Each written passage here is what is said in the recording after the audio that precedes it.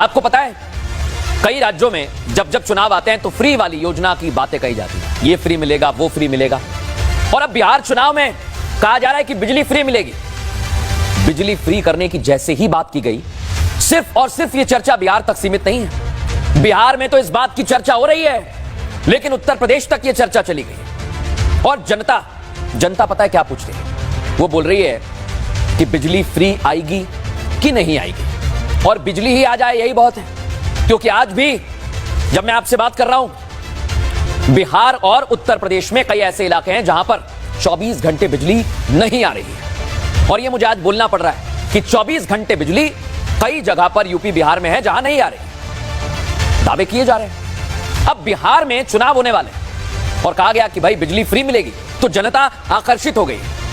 लेकिन इसलिए आज राष्ट्र सर्वोपरि मैं आपसे बात कर रहा हूं, आप लोग आकर्षित हो गए हैं क्या? कह दिया गया है कि बिजली फ्री मिलेगी, आपको लग रहा है कि बिजली फ्री मिल जाएगी? क्या कभी आपने सोचा है कि आपके घर और आसपास गांव में, जिलों में कितनी देर बिजली आ रही है, कितनी देर बिजली आती है? सोचा है कभी? अगर नहीं सोचा तो आज सोचिए। और कई लोग तो ऐसे भी हैं जो कहते हैं कि पहले तो और कम थी, अब थोड़ी बढ़ गई है, धीरे धीरे वो भी बढ़ जाएगी। बिल्कुल आप ठीक सोच रहे हैं, धीरे धीरे बढ़ जाएगी, लेकिन धीरे धीरे तब बढ़ेगी जब नेता काम करेंगे। बिहार में तो अभी घोषणा की है, वहां के नेताओं से सवाल पूछ रहे हैं हम, और आपके पास भी मौका है वहां पर। जो आपको लगता है, मैं कुछ नहीं कहूंगा, आपको लग रहा है काम ठीक है, बिजली ठीक है, आपका मत है। लेकिन उत्तर प्रदेश में क्या हो रहा है? आज उत्तर प्रदेश वालों से बात कर रहा हूं थोड़ी देर, क्योंकि यहां पर बिजली की बड़ी समस्या है। गर्मी हो, बारिश हो, बिजली की समस्या बनी हुई है, और यह बिजली की समस्या जा ही नहीं रही। अब मंत्री ए.के. शर्मा मैं दिखा रहा हूं आपको, आप सोच रहे होंगे लिखा है मंत्री जी का बिजली फ्री ज्ञान, ये क्या है? मंत्री जी ने ज्ञान दिया है। आपको बताऊं क्या कहा इन्होंने जब इनसे पूछा गया कि बिहार में बिजली फ्री की जा रही है, उत्तर प्रदेश में क्या तैयारी, तो इन्होंने कहा कि बिहार में बिजली नहीं आएगी, बिल भी नहीं आएगा, हो गई फ्री। अरे ऐसे तो उत्तर प्रदेश में भी फ्री है, क्योंकि कई जगह पर आज बिजली नहीं पहुंच पा रही है, और लाइट कटने की समस्या इतनी ज्यादा है, ये मंत्री जी जानते हैं। लेकिन मैं राष्ट्र सर्वोपरि में ये क्यों बता रहा हूं आपको? क्योंकि आज से कुछ दिन पहले यही मंत्री थे, एक गांव में पहुंचे हुए थे, जिले में पहुंचे हुए थे। लोगों ने कहा अरे मंत्री जी बिजली कब आएगी बताइए जरा। मंत्री जी ने कुछ नहीं कहा, उन्होंने कहा बड़ी समस्या है, बच्चे पढ़ाई नहीं कर पाते, हम खेतों में पानी नहीं दे पाते, कब आएगी मंत्री जी बिजली, ये पूछा। तो मंत्री जी ने पता है क्या कहा? मंत्री जी ने कहा जय जय श्री राम। आप भगवान का नारा लगाते हैं, अच्छी बात है, लेकिन जब आपके पास जवाब नहीं है तब इस नारे का क्या मतलब है? यह उत्तर प्रदेश की जनता आज पूछ रही है, और इसलिए मैं राष्ट्र सर्वोपरि में यह खबर आपको दिखाने वाला हूं, क्योंकि अब मंत्री जी मुश्किल में फंस गए। बिहार में बिजली पर ज्ञान दे रहे हैं, उत्तर प्रदेश में क्या हालात है इन्हें पता नहीं है, और इसलिए जनता इन्हें रोक रही है, इनका रास्ता रोककर पूछ रही है बिजली कब आएगी। 24 घंटे बिजली का वादा किया था गांव में, आज किसान भी पूछ रहे हैं, बच्चे भी पूछ रहे हैं बिजली कब आएगी, और मंत्री जी क्या ज्ञान दे रहे हैं वो आपको सुनवाएंगे।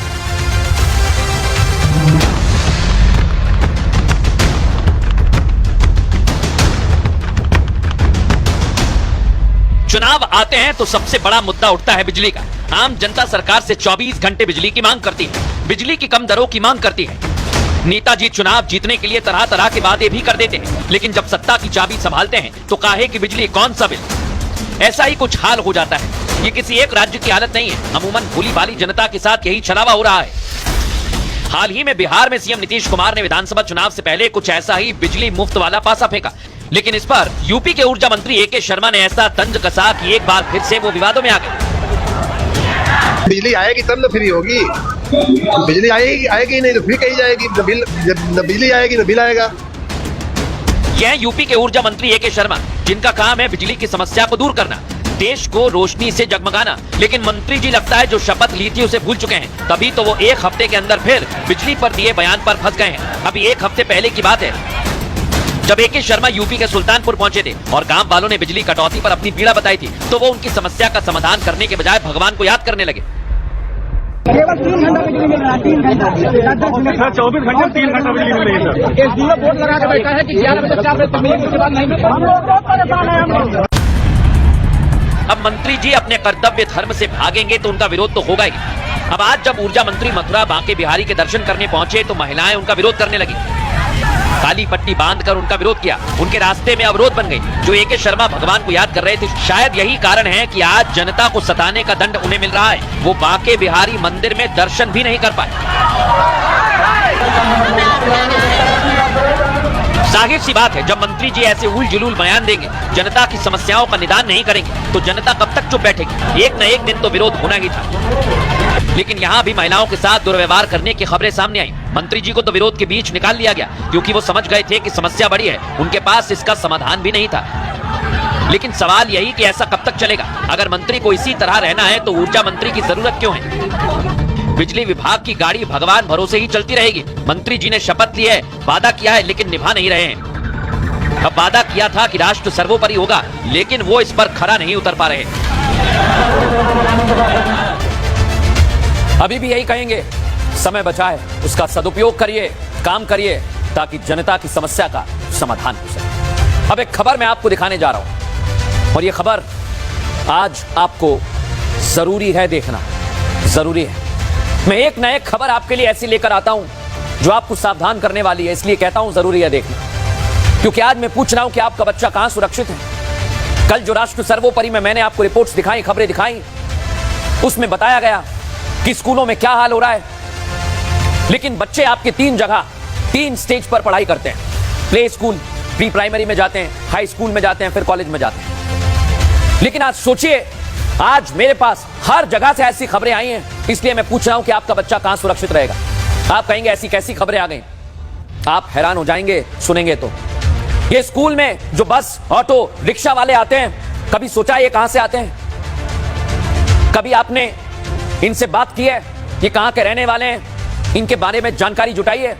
या फिर आप बैग टांग कर खड़े रहते हैं, गाड़ी आती है, बस, रिक्शा, ऑटो, और आप अपने बच्चे को बिठाकर वापस चले जाते हैं? अगर आप ऐसा करते हैं तो आपको तो सुनना ही चाहिए जो मैं आपको बताने वाला हूं, जो खबर आपको दिखाने वाला हूं। क्योंकि अगर आप ऐसे ही विश्वास कर लेते हैं तो यह अच्छी बात नहीं है।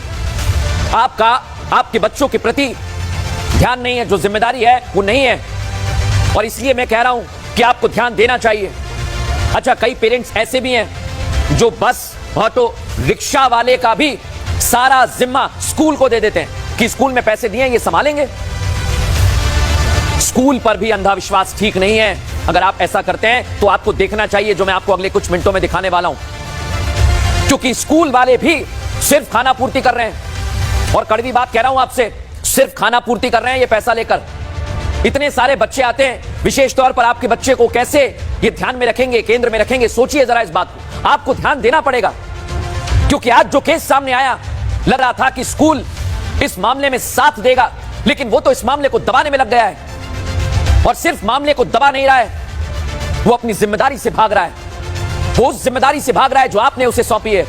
आपके बच्चे की सुरक्षा की जिम्मेदारी जो आपने उसे सौंपी है, उससे भाग रहा है ये। लेकिन आज मैं आपको बता रहा हूं, अगर ऐसी घटना घटी है, स्कूल, प्ले स्कूल, कॉलेज में सब कुछ हो रहा है, तो फिर आज पूछा जाएगा कि आपका बच्चा कहां सुरक्षित रहेगा। देखिए जरा। स्कूल से भी हमसे कहा गया कि आप कोई कंप्लेन ना करिएगा। स्कूल वाले तब अपनी रेपुटेशन बचा रहे थे। उन्होंने बोला कि अगर आप कहीं कंप्लेन करोगे तो हम आपके बच्चे को और आपको दोनों को उठवा लेंगे। क्या आपके मासूमों पर शैतानों की नजर है? क्या आपकी फूल सी नाजुक बच्ची पर हैवानों की नजर है? ये सवाल इसलिए क्योंकि आपकी बच्ची जब घर की दहलीज से बाहर निकली है तो समझ लीजिए कि वो असुरक्षित है और आपको उस पर नजर रखने की जरूरत है। लेकिन क्यों? तो सोचिए, जब सुबह आपकी बच्ची को स्कूल वैन लेने आती है, आप कितना खुश होते हैं, सुबह तैयार होकर बच्ची को स्कूल भेजते हैं। लेकिन तब क्या हो जब आपकी बच्ची उसी शिक्षा के मंदिर में सेफ ना हो? तब क्या हो जब उसी स्कूल वैन में कोई दरिंदा बैठकर आपकी बच्ची को लेने आ जाए? राष्ट्रहित सर्वोपरि में चुन चुन कर उन दरिंदों का हिसाब करेंगे। आपको आगाह कर रहे हैं कि सावधान हो जाइए, क्योंकि आपकी बच्चियों पर शैतानों की नजर है। अगर अभी भी आपको समझ में नहीं आ रहा है तो इन 3 तस्वीरों को ध्यान से देख लीजिए। ये शिक्षा के 3 पायदान हैं और तीनों जगहों पर आपका बच्चा सेफ नहीं है। प्ले स्कूल, फिर स्कूल और फिर कॉलेज। बच्चे की उम्र के हर पड़ाव पर कोई ना कोई हैवान बैठा है और उसकी आपके बच्चे पर काली नजर है। तो सबसे पहले लखनऊ की पूरी खबर जान लीजिए। लखनऊ के इंदिरापुरम में स्कूल वैन में बच्ची से रेप हुआ। वैन ड्राइवर ने 4 साल की बच्ची से वैन में ही रेप किया। दोपहर में बच्ची जब घर पहुंची तो बहुत परेशान थी। मासूम बच्ची के प्राइवेट पार्ट में तेज दर्द हो रहा था। डॉक्टर को दिखाने के बाद रेप की जानकारी हुई। जब मैं बच्चे को अपने घर लेके आई तो वो बहुत परेशान थी। मैं खाना खिलाने उसे जा रही थी तो मैंने उससे पूछा कि बेटा क्या हुआ है, तो बता नहीं रही थी। बहुत मेरे पूछने के बाद उसने बताया कि मेरे दर्द हो रहा है। तो मैंने उससे पूछा कि बेटा कहाँ दर्द हो रहा है, तो उसने अपने प्राइवेट पार्ट की तरफ इशारा करते हुए बताया कि मेरे यहाँ पे दर्द हो रहा है। उसके बाद में जब मैंने उसके प्राइवेट पार्ट को खोल के देखा तो वो जख्मी थी। बच्ची जिन्हें नवरात्र में पूजा जाता है, देवी माँ का दर्जा दिया जाता है, उसके साथ मोहम्मद आरिफ ने वैन में हैवानियत की। और हद तो तब हो गई जब स्कूल संचालक ने भी कार्रवाई नहीं की, उल्टा परिवार को रेपुटेशन खराब होने का डर दिखाया। तो स्कूल में मुझसे ये कहा गया कि आपका बच्चा छोटा है, उसका भी भविष्य खराब हो जाएगा अगर हम उसका नाम लाएंगे, और हमारे स्कूल की भी रेपुटेशन खराब होगी। ये तो हद ही हो गई। प्रिंसिपल से लेकर स्कूल संचालक तक ड्राइवर का बचाव करने उतर गए, परिवार को ही इज्जत की धमकी देने लगे। लेकिन सवाल ये कि क्या ये पहली बच्ची है जिसके साथ मोहम्मद आरिफ ने ऐसा किया, या कितनी बच्चियों के साथ वो घिनौनी हरकत कर चुका है। राष्ट्रहित सर्वोपरि में सबसे बड़ा सवाल ये कि हमारी बच्चियों के साथ ऐसा कब तक होता रहेगा। पुलिस अपना काम करती रहेगी, लेकिन आपको सावधान रहने की जरूरत है।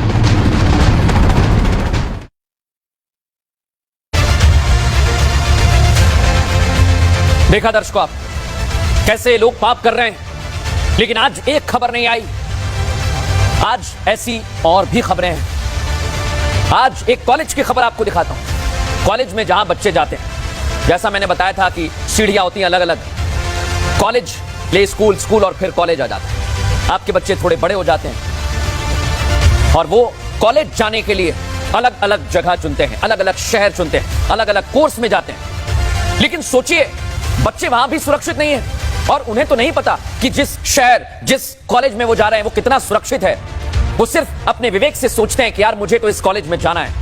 आपसे कहते होंगे, आप अगर पेरेंट्स हैं, माता पिता हैं, तो आपसे गुजारिश करते होंगे कि मुझे उस कॉलेज में जाना है, उस शहर के, और आप भेजते हैं विश्वास के साथ, लेकिन विश्वासघात किया जा रहा है आपके साथ, आपको पता भी नहीं चल रहा है। क्योंकि जिन शिक्षकों पर जिम्मेदारी होती है पढ़ाने की, उन पर सुरक्षा की भी जिम्मेदारी है। और कई लोग कहेंगे